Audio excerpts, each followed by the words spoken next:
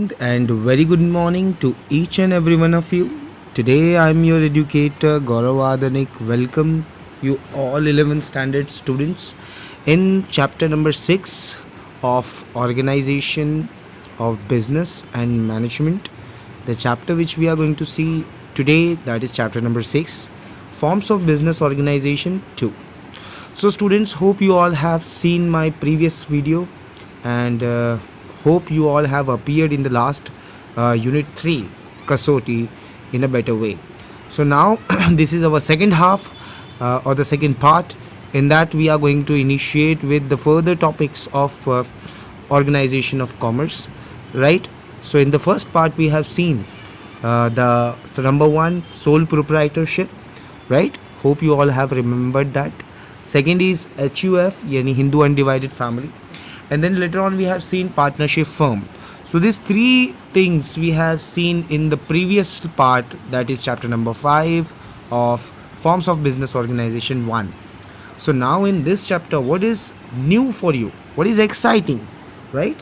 So in this particular lecture we are going to see the 2 major aspects of running businesses, that is cooperative society and joint stock company. And then further on we'll see about the various processes and the difference between among all of this, right? So without wasting much time, let's get started. The chapter number 6, forms of business organization, part 2. So students, as you all know that sole proprietorship, partnership and company, these are the 3 different types of business organization, right? यानी ये 3 main तरीके हैं किसी भी business को करने के, चाहे आप सोल प्रोप्राइटरशिप करें यानी इंडिविजुअल तरीके से बिज़नेस को इस्टेब्लिश करें, या फिर किसी सहायक साथी के साथ, दैट इज़ कॉल्ड पार्टनरशिप, या फिर आप एक एसोसिएशन फॉर्म करें जो कि एक कंपनी हो और फिर उसके हिसाब से आप बिज़नेस को ओरिजिनेट करें, राइट? तो ये बहुत अलग अलग तरीके हैं और इनके जो मोटिव्स हैं प्रॉफिट के लिए के वो भी अलग हो जाते हैं, ठीक है? यानी सोल प्रोप्राइटरशिप का जो मोटिव होगा वो प्रॉफिट इतना ज़्यादा नहीं होगा कंपेयर टू कंपनी, ठीक है? तो अपने अपने सबके फ़ायदे हैं और अपने अपने सबके नुकसान भी हैं. So students, here what is the major difference between this two, that is profit only. अब सिंपल है, जो कंपनी ज़्यादा प्रॉफिट कमाना चाहेगी वो कंपनी क्या करेगी, अपने कस्टमर्स को एक्सप्लॉइट करेगी. मतलब यहाँ पर ये बनता है कि जो कस्टमर्स होंगे उनसे ज़्यादा पैसा कमाने के लिए, ज़्यादा प्रॉफिट लेने के लिए उन्हें ज़्यादा बेवकूफ़ बनाया जाएगा. उन्हें अच्छे प्रोडक्ट की जगह low quality product high prices पर बेचे जाएंगे, ठीक है? ब्लैक मार्केटिंग होगी, ठीक है? यानी काला बाज़ारी होगी, जिसकी वजह से जो कस्टमर्स का फेथ है ऑर्गेनाइजेशन पर वो उठ भी सकता है. सो ऐसी सिचुएशन में it is differ from the other forms of business organisation to a special criteria. यानी क्या कोई एक ऐसा रास्ता हमारे पास निकल सकता है जिससे हम ब्लैक मार्केटिंग और ये सारी प्रॉफिट मेकिंग थॉट्स हैं उनको अगर हम साइड में रख सकें? तो अगर आप ये सवाल पूछ रहे हैं तो इसका आपके पास सिर्फ एक ही सॉल्यूशन है, that is cooperative society. Because no progress without cooperation. Simple सी बात है कि अगर आपको विकास करना है, तरक्की करनी है, तो आपको सहयोग करना पड़ेगा, यानी कोऑपरेशन करना पड़ेगा. That is a main objective for each and all for us, right, everybody. So इसी वजह से आज हम लोग देखने वाले हैं कोऑपरेटिव सोसाइटी कि कैसे कोऑपरेटिव सोसाइटी दूसरे बिजनेसेस से अलग होती है और कैसे इसके अलग अलग माल फंक्शन क्रिएट होते हैं, राइट? सो वीडियो को अंत तक देखेंगे और ध्यान से देखेंगे, राइट? कोई डाउट होगा तो उसके लिए आपको मेंशन करना है. So as you all know that cooperation जो वर्ड है, खुद अगर आप इस वर्ड को देखेंगे कोऑपरेशन, राइट, कोऑपरेटिव सोसाइटी का जो ये वर्ड है ये खुद ही अपने आप में डेफिनेशन है, that to promote a collaboration between the people of organisation where everybody is equal, ठीक है? जहाँ सब बराबर होते हैं, एक दूसरे से साथ कॉमन इंटरेस्ट को शेयर करते हैं, एक दूसरे के साथ कोऑपरेशन करते हैं और इसके साथ साथ इकोनॉमिक इंटरेस्ट को भी बांटते हैं. यहाँ इकोनॉमिक इंटरेस्ट उस प्रॉफिट की बात हो रही है जो मेंबर्स आपस में क्या करते हैं, डिवाइड करते हैं, ठीक है? इन सिंपल वर्ड अगर हम कहें, डेफिनेशन जो बुक के हिसाब से हमें देखने को मिल जाती है, that is cooperative society is a form of business organisation. यानी एक तरीका है बिजनेस करने का, इन विच, जिसके अंदर इंडिविजुअल गेट एसोसिएटेड, यानी कोई इंडिविजुअल जो होगा, यानी जो एक व्यक्ति होगा वो एसोसिएट हो जाता है. एसोसिएट हो जाता है मतलब यहाँ पर क्या हो जाता है कि वो ग्रुप में आ जाता है, ठीक है, यानी उसकी टीम बन जाती है। फॉर द अपलिफ्टमेंट, यहाँ अपलिफ्टमेंट मतलब क्या हुआ, ग्रोथ, यानी समाज की बेहतरी के लिए, समाज को और ऊपर लाने के लिए और इकोनॉमिक इंटरेस्ट को बढ़ाने के लिए, इकोनॉमिक इंटरेस्ट मतलब ज़्यादा पैसा कमाने के लिए अगर कोई कार्य किया जा रहा है तो वो कोऑपरेटिव सोसाइटी ही कहलाएगा। So in short, what is the definition associated with? It is a cooperative society is a type of business through which you can, individual can associate, ठीक है, an individual can make his group for the upliftment, ठीक है, for the growth of their economic interest, यानी वो अपने फ़ायदे के लिए एक ग्रुप बनाए और उस ग्रुप से कोई कंपनी या कोई ऐसा संचालन करे, कोई ऑर्गेनाइजेशन करे जिससे भविष्य में उनको जो है वो फ़ायदा मिले, right? So let's see the characteristics first. As you can see, the first characteristic is the way simple one. Number one is voluntary association, right? What is voluntary over here? Voluntary generally means that without for the sake of profit or monetary terms, right? अब आप कहेंगे कि if it is not there, then here the admission of association is not liable, यानी किसी पर कोई दबाव नहीं होता, किसी पर कोई प्रेशर नहीं होता। ये ज़रूरी भी नहीं है कि आपको इस बिज़नेस को ज्वाइन करने के लिए कोई इक्विटी लानी पड़ेगी, कोई पैसा लाना पड़ेगा, यानी आप अपनी मर्ज़ी से इस बिज़नेस को ज्वाइन करेंगे, ठीक है। अगर आपकी मर्ज़ी होती है तो ज्वाइन करिए, नहीं तो नहीं, यानी इन शॉर्ट वॉलंटरी एसोसिएशन इसका सबसे पहला कैरेक्टरिस्टिक हम ले सकते हैं। Second is easy formation process, यानी if you want to form a cooperative society it is very easy to form, reason because it required only 10% to join together, ठीक है। तो मिनिमम क्राइटेरिया जो है इसकी वो 10 लोगों की है। इसके साथ साथ आपको वो 10 लोगों को रजिस्ट्रार के पास रजिस्ट्रेशन करवाना पड़ेगा। यहाँ रजिस्ट्रेशन का मतलब ये है कि कोऑपरेटिव सिक्योरिटी एक्ट के अंदर, यानी कोऑपरेटिव सोसाइटी का जो एक्ट बनाया है हमारे जो संविधान में जो उल्लिखित है, it was being mentioned in our constitution that according to that we have to follow the instructions, right? So after registration, whenever any person is or the organization is done the registration, the society gets separate legal entity. फिर उसके बाद वो जो society होगी, यानी जो cooperative society की हम बात कर रहे हैं, वो एक लीगल यानी एक कानूनी एंटिटी बन जाएगी, ठीक है, यानी उसकी खुद की एक पहचान, कानूनी पहचान हो जाएगी, ठीक है, और वो एक लीगल फॉर्म में आ जाएगी। तो पहले 2 पॉइंट क्या बता रहे हैं? First point is saying that कि voluntary association means there is no pressure और bound burden on any individual to bring equity, right? It is your choice if you want to join और not. Second is easy form process because it includes only 10 people, 10 persons, so it's not a headache for everybody to join many people in the hands, right? So after moving on to the third one, that is equity of members. Here equity means the assets, ठीक है।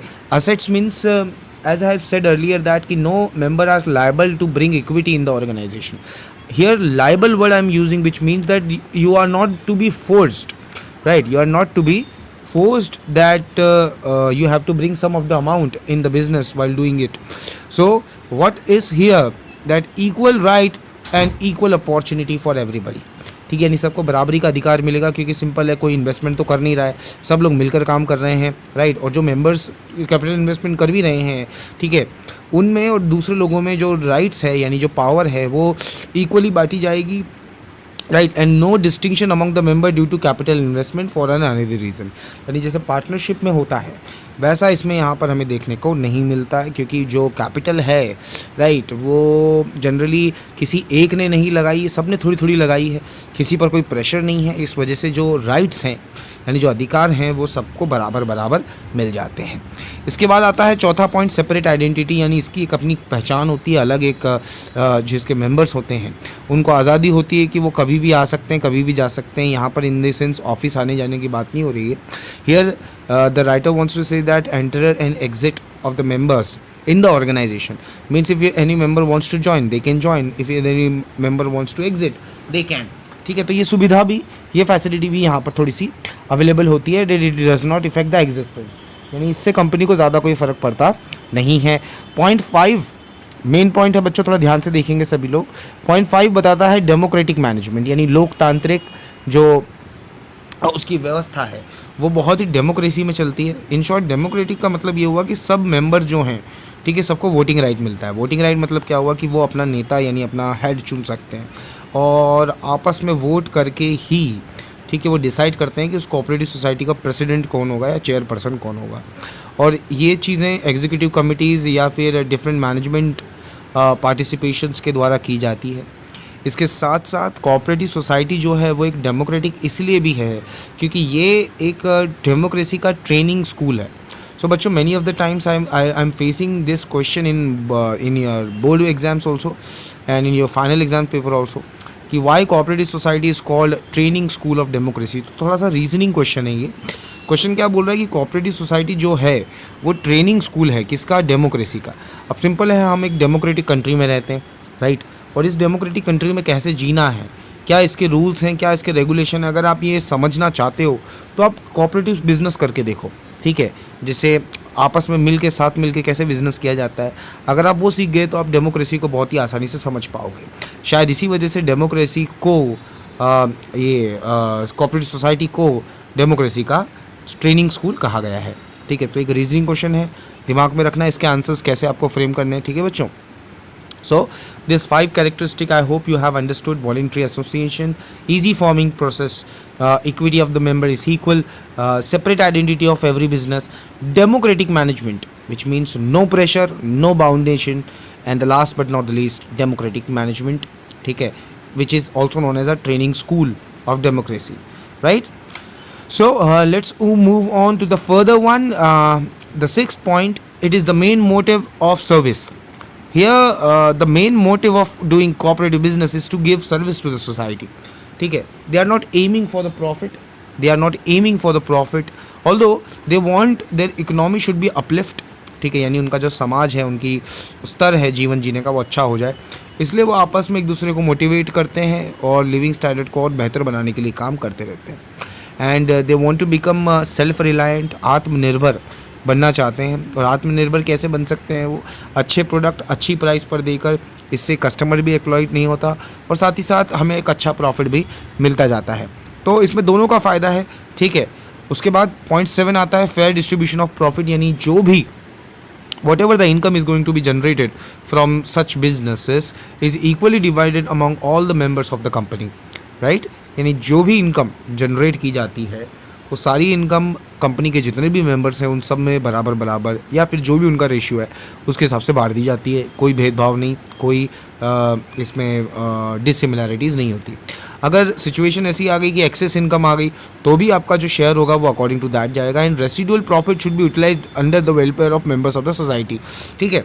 यानी कुछ जो पैसा है वो society के welfare के लिए, उस बिज़नेस के भविष्य के लिए भी रख लिया जाता है, एक रिजर्व जैसा बना लिया जाता है। पॉइंट 8 बोलता है लो प्राइस ऑफ शेयर, यानी if you want to be member of cooperative society the share which you want to buy is very much low, यानी जो कॉस्ट होगी वो बहुत सस्ता होगा, यानी इतने ज़्यादा महंगे ये शेयर होते नहीं हैं, ठीक है? You can purchase it easily, any member of the cooperative society can buy it, ठीक है? The prices of cooperative society is very much low and even in the instalment facility is also available, ठीक है? यानी आप EMI में भी पे करके शेयर्स को खरीद सकते हो। Instead of paying full amount you can buy it in instalment and later on you can give small amount for buying the whole share, ठीक है बच्चों? उसके बाद पॉइंट 9, आखिरी 3 जो बचे हुए हैं ध्यान से देखना है सभी को। पॉइंट 9 बताता है यहाँ वोटिंग राइट पर member. As I have discussed it earlier on also कि जो वोटिंग राइट होते हैं, ठीक है? यानी जो जितने भी मेंबर्स आपके कोऑपरेटिव सोसाइटी के अंदर हैं, all the members are having voting right to select their own representative, यानी उस कंपनी के अंदर जो मेन पर्सन है या फिर जो लीडर है उसकी पोजीशन के लिए वोटिंग होती है बाकायदा, ठीक है? यानी जितने भी मेंबर्स हैं, all the members are used to give their voting, their perception and according to that perception people used to select, ठीक है? विद बैलेट पेपर, आप ऐसा भी इसे कह सकते हो। तो इन शॉर्ट हम ये ऐसे कह सकते हैं कि वोटिंग राइट के अनुसार ही जो मेंबर हैं वो चुने जाते हैं, जिससे इक्वालिटी प्रमोट हो रही है, ठीक है? ब्रदरहुड प्रमोट हो रहा है, सब लोगों को ये पता चल रहा है कि नहीं भाई सब बराबर हैं, कोई ज़्यादा नहीं कोई कम नहीं। सो एक तरीके से हम देख सकते हैं कि बहुत इक्वालेंट प्रभाव है जो लोगों पर पड़ता है, ठीक है? इसके बाद पॉइंट 10 आता है और आपको बता रहा है कि separate information of from politics and religion.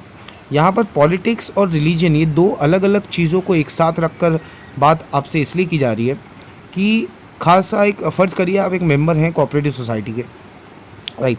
अब सिंपल सी बात ये नहीं है कि आप उस कोऑपरेटिव सोसाइटी से जुड़ने के लिए आपको पर्टिकुलर रिलीजन का होना ज़रूरी है, या पर्टिकुलर कास्ट का होना ज़रूरी है, या पर्टिकुलर सेक्स का होना ज़रूरी है, ठीक है। सो ये ज़रूरी नहीं कि आप मेल फीमेल हो, या फिर आप ब्राह्मण हो, या आप शेड्यूल हो, या आप हिंदू हो, या मुसलमान हो, या सिख हो, कोई भी हो, ठीक है। नहीं, यानी in short no sex, no caste और no religion can affect the business, ठीक है। यानी इसमें जो है वो किसी का धर्म, जाति या फिर किसी का शारीरिक रूप देख कर हम उसे एंट्री नहीं देते। यहाँ पर सबके लिए जो बिज़नेस है वो खुला हुआ है, and everybody any one can join their hands instead of thinking about their religion, caste and culture, right. So cooperation जो है वो इस बिज़नेस का सबसे मेन फंडा है, ठीक है। कॉपरेशन बहुत ज़रूरी होता है और यही पॉलिटिकल और रीजनल प्रिंसिपल माना गया है, ठीक है।